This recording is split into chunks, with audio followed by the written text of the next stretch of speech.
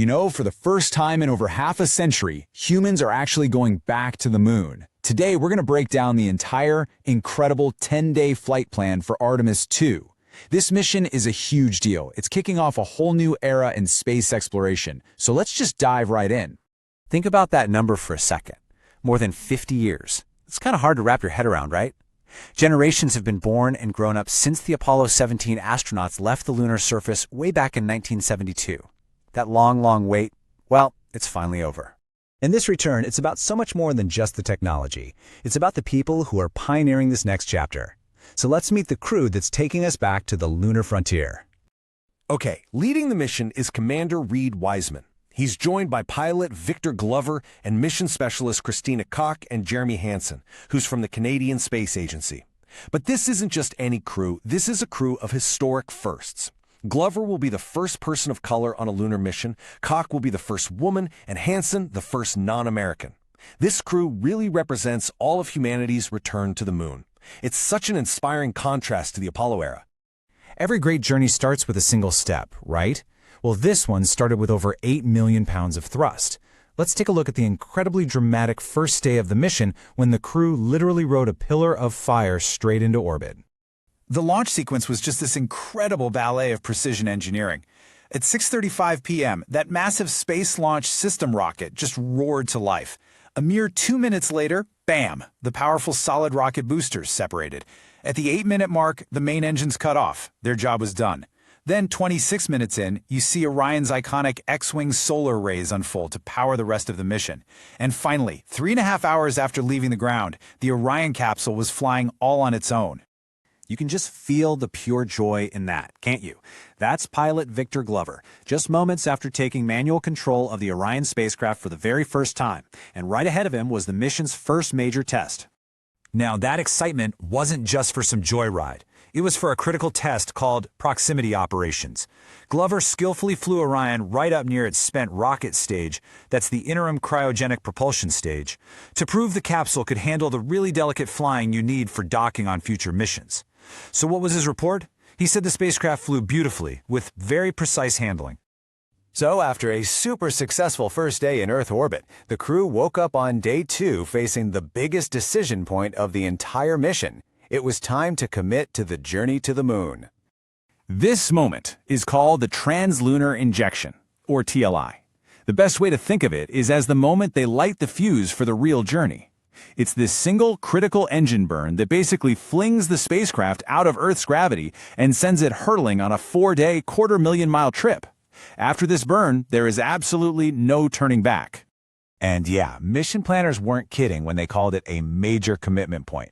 With all the systems checked out and getting a go, the crew fired Orion's main engine. And just like that, they officially became the first humans to leave low Earth orbit since the Apollo era.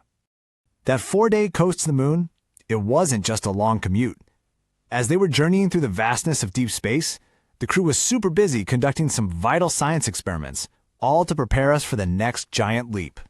The crew essentially turned their capsule into a deep space laboratory. They had this experiment called Avatar, which are these tiny tissue-on-a-chip twins of the astronauts' own organs, just to see how their DNA reacts to all that radiation. They wore Arch-R monitors to track sleep and movement, giving us crucial data on health and performance out there. They even gave saliva samples to monitor their immune systems and tested out a radiation shelter that's designed to protect future crews from dangerous solar storms.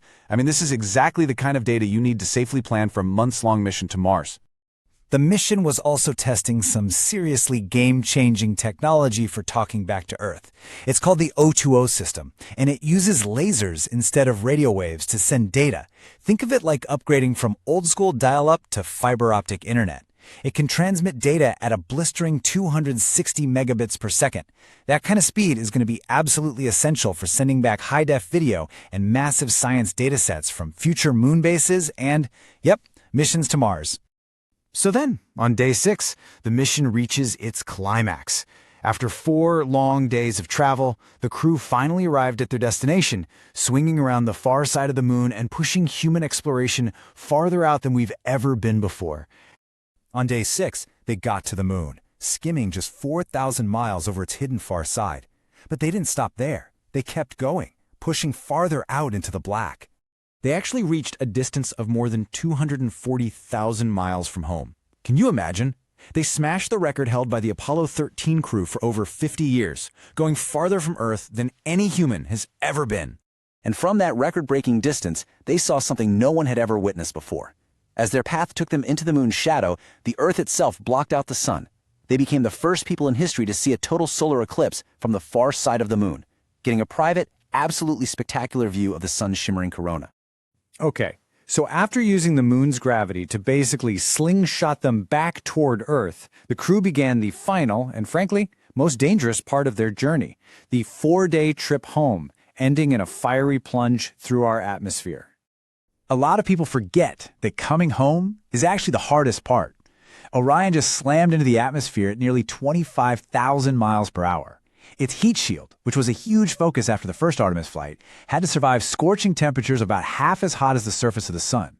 Then, finally, a perfectly timed sequence of parachutes slows the whole capsule down from hypersonic speeds to a gentle splashdown in the Pacific. So when you boil it all down, Artemis 2 was a test flight.